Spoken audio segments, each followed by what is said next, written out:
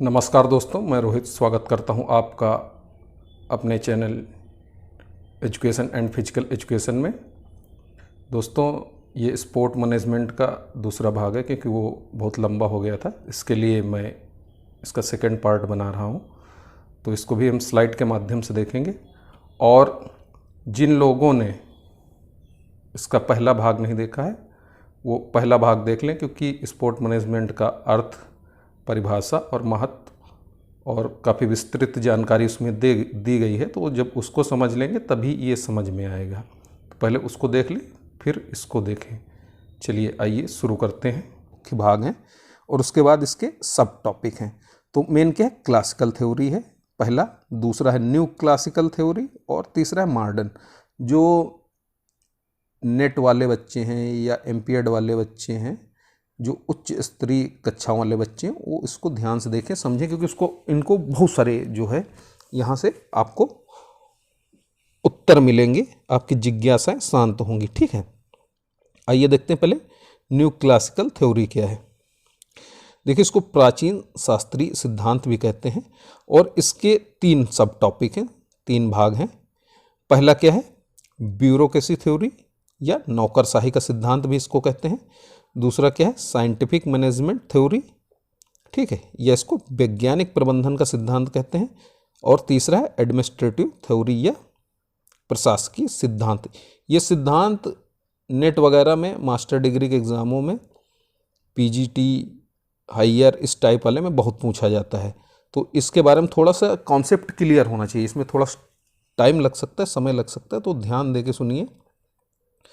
और जिनको लिखना है वो अपने नोट्स भी तैयार कर सकते हैं। इसको समझना जरूरी है, क्योंकि ये हेडिंग डाल के आप उसके अंदर फिर इन बातों को लिखेंगे तो आपका काम हो जाएगा। ठीक है, तो सबसे पहले जानते हैं कि नौकरशाही का सिद्धांत क्या है। ये प्राचीन अवधारणा है।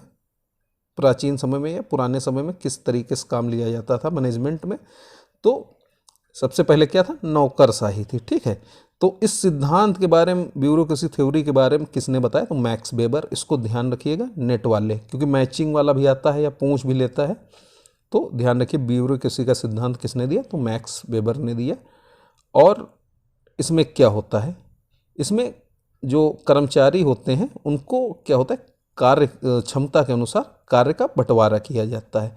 और इसमें जो कार्य होता है वो नियम और परिभाषाओं के आधार पे, मतलब उसके नियम बने होंगे कि जिस लेवल का कर्मचारी होगा, जिससे योग्यता होगी, उस लेवल के आपको काम करने हैं। तो ये आप देखते होंगे सरकारी सेवाओं में जो चीज़ें यूज हो रही हैं वो क्या? ब्यूरोक्रेसी का सिद्धांत। सबके काम बटे हुए हैं।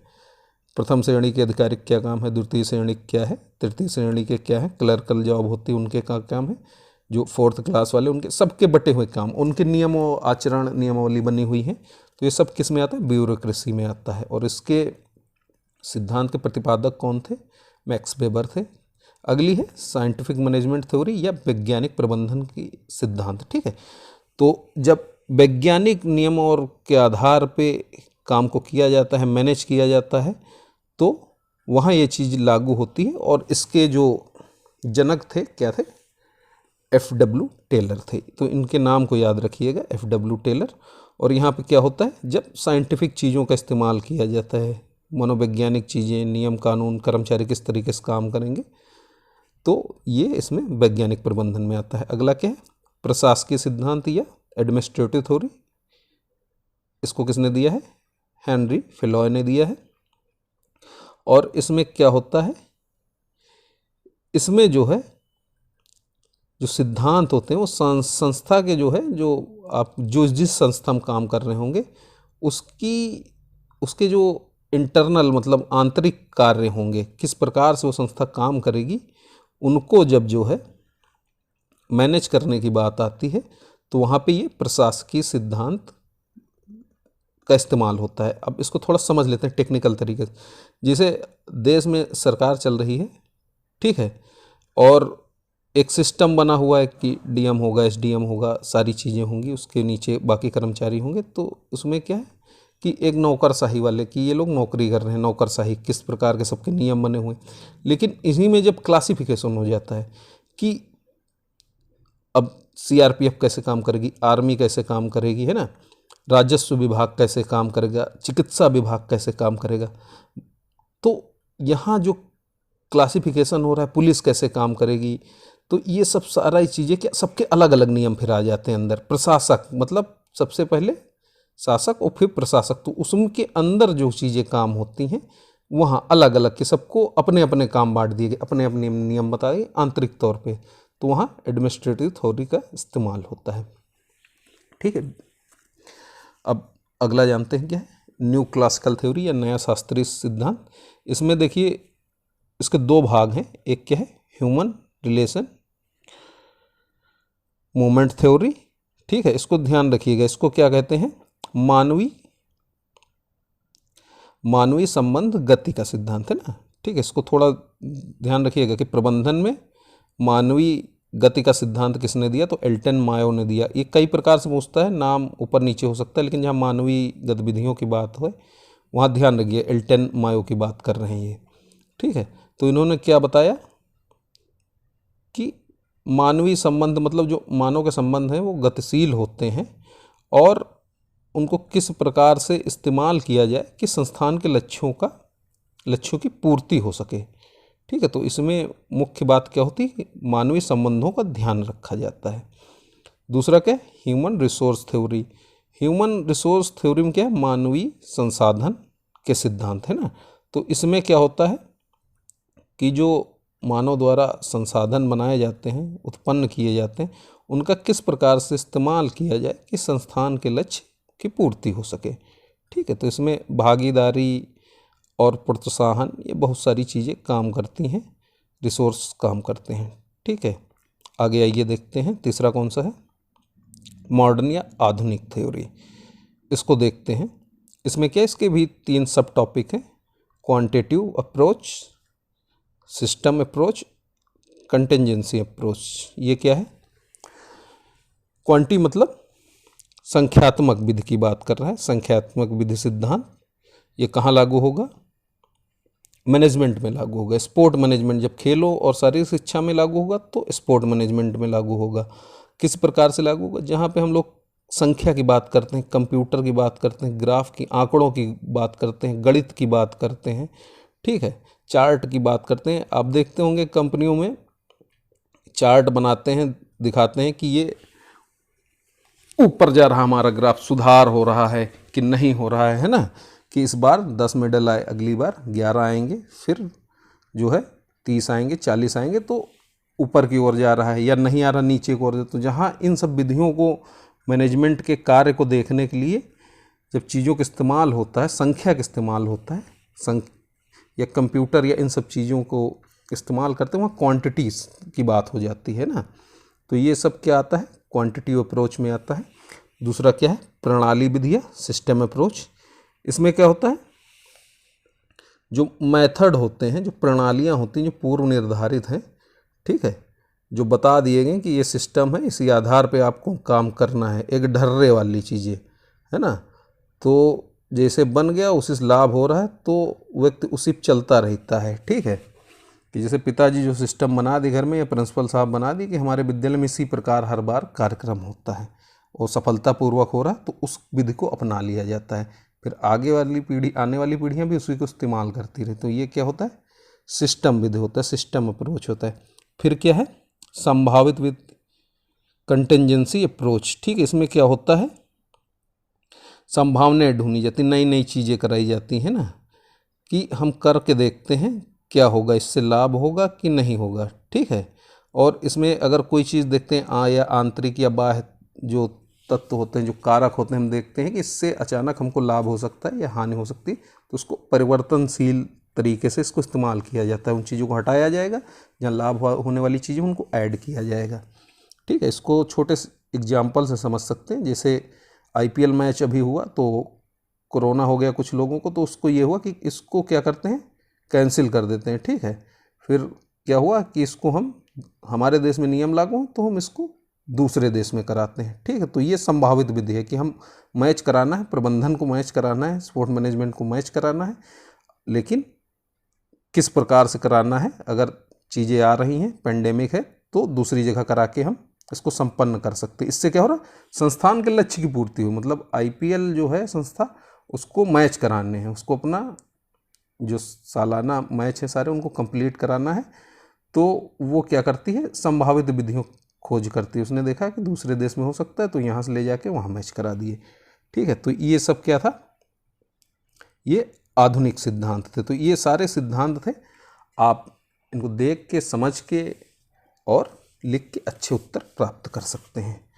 चलिए अब थोड़ा सा बता दें, जो नेट वाले बच्चे होंगे या एमपीएड वाले बच्चे होंगे या मास्टर डिग्री, उनको क्या है कि जैसे ये 3 सिद्धांत देगा, क्लासिकल थ्योरी के 3 सिद्धांत दे देगा। ठीक है, फिर एक दूसरा सिद्धांत इसमें कोई डाल देगा ह्यूमन रिसोर्स वाला, और इसमें से पूछ लेता है कि इनमें से कौन सा नहीं है, ठीक है, या कौन सा है, इस टाइप से क्वेश्चन डाल के पूछ लेता है। तो इसका आपको क्लासिफिकेशन पता होना चाहिए कि कौन सा है कौन सा नहीं है। ठीक है, इस टाइप के देता है, या कौन इसका प्रतिपादक है, ऐसे दे देता है। तो जब आपको पता होगा तब आप सही टिक या क्लिक मार पाएंगे। चलिए ठीक है, या पूछ लेगा आधुनिक सिद्धांत कौन है, या प्राचीन सिद्धांत कौन है, या न्यू क्लासिकल थ्योरिक सिद्धांत कौन है। तो ये आपको लिखना है, इसको ध्यान रखिएगा कौन से सिद्धांत के बारे में पूछ रहा है। ठीक है, आइए देखते हैं खेल प्रबंधन के कार्य क्या हैं। क्या काम है खेल प्रबंधन का, फंक्शन ऑफ स्पोर्ट मैनेजमेंट क्यों होता है भैया। तो देखिए, सबसे पहले हम खेलों के क्षेत्र में बात करेंगे। ठीक है, क्यों होता है। सबसे पहले प्लानिंग, योजना बनाने के लिए हमको मैनेजमेंट की ज़रूरत पड़ती है। संस्थान चलाना है, किस प्रकार से चलेगा।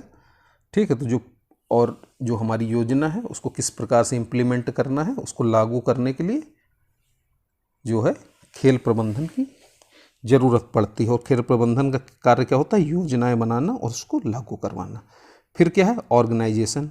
खेल प्रबंधन क्या कराता है, ऑर्गेनाइज करता है, चीज़ों को व्यवस्थित करता है, उनको जिम्मेदारी देगा, बताएगा सबको कि किस प्रकार से काम करना है। ठीक है, सबको काम का वितरण करेगा कार्य का।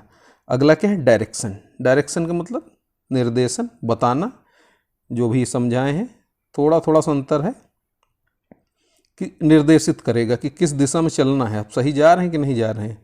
अगर देखता है लक्ष्य और उद्देश्यों में कोई कमी हो रही है, ठीक है, खेल सकुशल नहीं संपन्न हो पा रहे हैं, खेल गतिविधियां नहीं हो पा रही, तो डायरेक्ट करता है कि आपको क्या काम करना चाहिए। फिर क्या करता है, कंट्रोल, नियंत्रण करता है गतिविधियों की। ये पूरा समझा चुके हैं, पॉइंट वाइज आपको समझ में आ रही होंगी चीज़ें। नियंत्रित करता है, चीज़ों को बताएगा, सब पे नियंत्रण रखे। फिर क्या है, सुपरविज़न। ठीक है, सुपरविज़न मतलब सब पे नज़र रखेगा। ठीक है, सुपरवाइज करेगा, बताएगा उसको, जिसको काम नहीं पता है, कुछ लोग लगे होंगे, ठीक है, तो वो बताते हैं कि किस प्रकार से करना है। अगर कोई दिक्कत आती है, जैसे टीचिंग कहीं लेसन प्लान चल रहा है, ठीक है, और वहाँ क्या होता है, मान लीजिए शिक्षक को कोई दिक्कत आ रही है, तो सुपरवाइज़र क्या करता है, उसकी शिक्षण पद्धति में सुधार के लिए उसको चीज़ें भी बताता है। ठीक है, और उसका मूल्यांकन भी करता है, मदद करता है इस सब चीज़ों में। फिर क्या है, कोऑर्डिनेशन, तालमेल। खेल प्रबंधन क्या करता है, क्या कार्य है, तालमेल बनाना। जो संस्थान है उसके लक्ष्य और उद्देश्यों की प्राप्ति के लिए सभी गतिविधियों, मानवीय गतिविधियों, और जो हैं उनके कर्मचारी हैं, जो बाहर से लोग आ रहे हैं, उनके सबके बीच में क्या करता है, तालमेल बिठाता है। फिर क्या है, मेकिंग ऑफ स्पोर्ट कमेटीज। खेल प्रबंधन क्या करता है, जब विद्यालय में खेल होते हैं या बाहर खेल होते हैं, बहुत सारी कमेटियों का निर्माण करता है। तक कार्य के किस लिए, कार्य के वितरण के लिए, कि सब में काम जो है डिवाइड कर दिया जाए थोड़ा थोड़ा। ठीक है, निर्णायक कमेटी अलग होगी, फूड वाली अलग होगी, खाने वाली अलग होगी, ट्रेवलिंग वाली अलग होगी, ठीक है, सर्टिफिकेट रिकॉर्ड वाली अलग होगी, बजट वाली अलग होगी, फाइनेंशियल वाली। तो इस प्रकार से कमेटी बना देता है, उसमें लोगों को रख देता है। एक आदमी को दे देगा तो गड़बड़ कर सकता है, कई लोग कमेटी में होते हैं। कमेटी का मतलब कई लोग मिलकर जब निर्णय लेते हैं, उसको काम को करते हैं, तो कमेटी बनाने और आसानी होती है। तो खेल प्रबंधन का एक ये भी काम है। ठीक, फिर क्या करता है, रिक्रूटमेंट, भर्तियां करता है जहां उसको आवश्यकता होती, क्योंकि अगर कर्मचारी नहीं होंगे, रिक्रूटमेंट नहीं होगा, ठीक है, और साथ में उपकरणों की परचेजिंग वगैरह भी करता है ना। तो ये सारी चीज़ें इसमें आएंगे। रिक्रूटमेंट बहुत ज़रूरी है, क्योंकि अगर ह्यूमन होंगे नहीं, काम करने वाले लोग नहीं होंगे, तो प्रबंधन कुछ नहीं कर पाएगा। तो रिक्रूटमेंट भी करता है, ये भी एक उसका प्रमुख कार्य है।